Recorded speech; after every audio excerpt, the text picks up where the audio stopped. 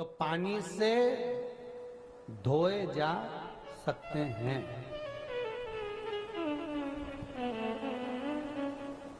कपड़ा गंदा हो जाए तो साबुन से साफ किया जा सकता है, पर शिव कथा कहती है अगर मन गंदा हो जाए तो न पानी से साफ होता है न साबुन से साफ होता है।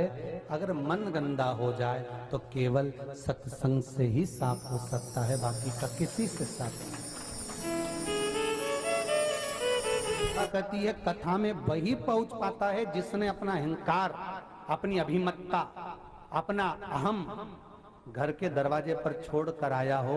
और कथा में जब गिरिराज बाबा के मंदिर में आप चौखट पर जब प्रवेश कर कर ऊपर चढ़कर 2 सीढ़ी चढ़कर जब इस पावन प्रांगण में आते हैं तो कोई अहंकार करने वाला व्यक्ति तो बाहर ही रह जाता है, पर जो अभिमत्ता से विहीन हो गया, अहंकार से जो चला गया, केवल वही कथा में पहुंच पाता है। केवल वही कथा में।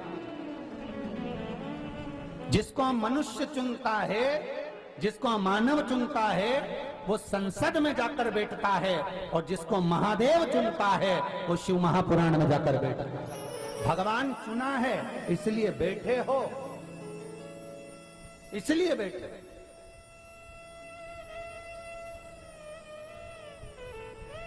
और फिर निवेदन करूंगा, मैं फिर आपसे कहूंगा, इस शिव महापुराण को आप साधारण ना समझे।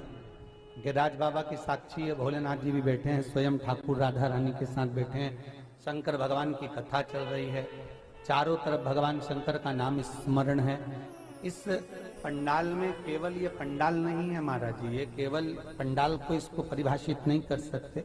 हमारे यहाँ एक सुंदर सी बात कही जाती है, दूध को अगर बेकार नहीं होने देना है तो फ्रिज के अंदर रख दो। सही है कि गलत है?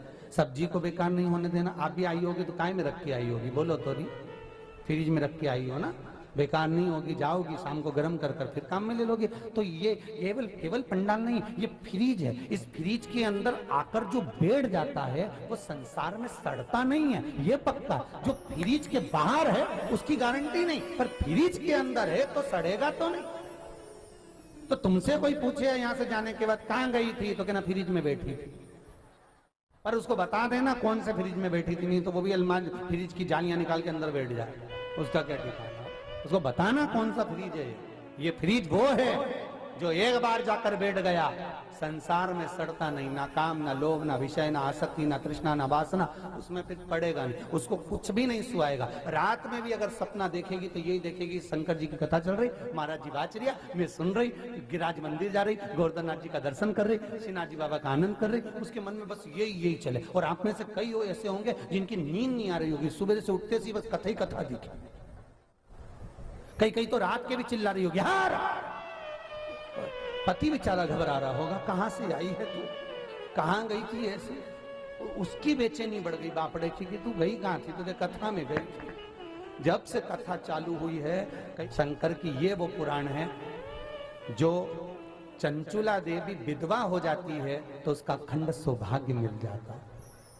ये वो पुराण है जो अधोगति में मर जाते हैं, जो कुंवारी अवस्था में चले जाते हैं, एक्सीडेंट आदि में चले गए, जिनको पिंड नहीं मिलता।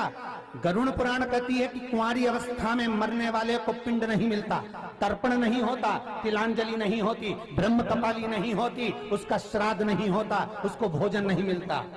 पर शिव महापुराण की कथा जो नारी श्रवण कर लेती है, जो पुरुष श्रवण कर लेता है, उसके 71 पीढ़ी में भी अगर कोई कुंवारी अवस्था में मर जाता है तो उसको पिंड मिलना चालू हो जाता है। ये वो पुराण है, साधारण नहीं शिव महापुराण। लोग तरसते हैं इस पुराण के।